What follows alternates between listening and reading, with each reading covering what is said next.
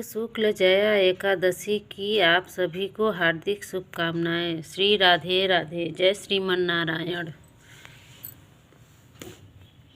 धर्मराज बोले, हे कृष्ण भगवान, अब आप माघ शुक्ला एकादशी व्रत की कथा का वर्णन करो। भगवान बोले, हे धर्मराज, जो माघ शुदी एकादशी का व्रत करता है वह सब पापों से छूटकर संसार के सब सुखों को भोगता हुआ अंत में मुक्ति को प्राप्त होता है।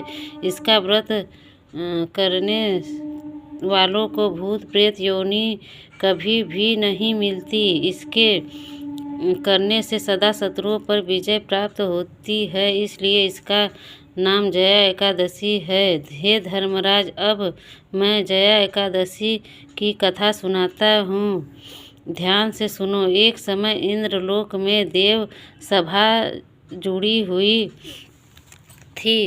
सुंदर अप्सराएं नाच गा रही थी। उनके साथ ही गंधर्व पुत्र माल्यवान और गंधर्व कन्या पुष्पावती नाच गा रही थी। इंद्रासन पर इंद्र विराजमान थे। चारों तरफ खुशी छाई हुई थी। फूल बरसाए जा रहे थे। इतने में ही गंधर्व पुत्र माल्यवान और गंधर्व कन्या पुष्पावती एक दूसरे की सुंदरता से मोहित होकर प्रेम में आसक्त हो गए और उनका तालमेल बिगड़ गया। वे ताल स्वर से रहित होने पर नाच गा रहे। यह देखकर इंद्र को बहुत क्रोध आया और बोले, तुमने शास्त्र के विपरीत आचरण किया है कि बिना विवाह किए एक दूसरे पर आसक्त हो गए हो। विवाह न होने तक पुरुष को चाहिए कि पराई स्त्री को माता व बहन के समान जाने और स्त्री को चाहिए कि पराये पुरुष को पिता और भाई के समान समझे। तुम दोनों ने आपस में होकर ताल स्वर भंग कर दिया, इसलिए मैं तुम्हें श्राप देता हूँ, जिसके प्रभाव से तुम दोनों पृथ्वी पर जाकर 50 योनि धारण करोगे। इंद्र द्वारा श्राप देने के कारण वे दोनों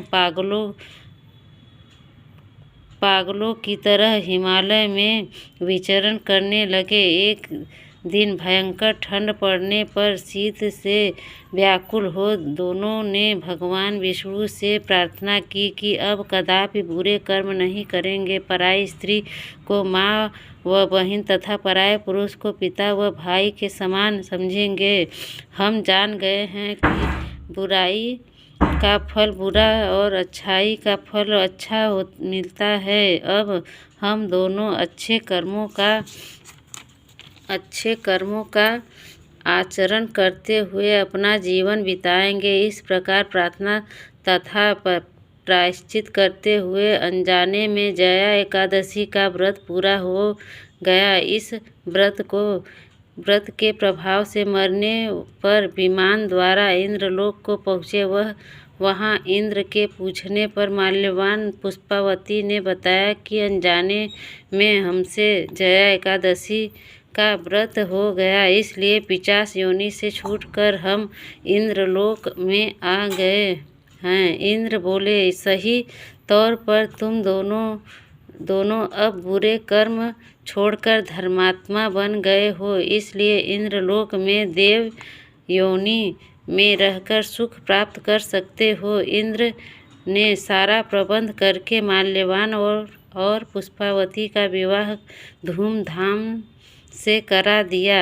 धर्मराज युधिष्ठिर बोले, हे योगीराज, अब कृपा करके फाल्गुन कृष्ण एकादशी की कथा का वर्णन कीजिए। श्री राधे राधे। जय श्रीमन्नारायण।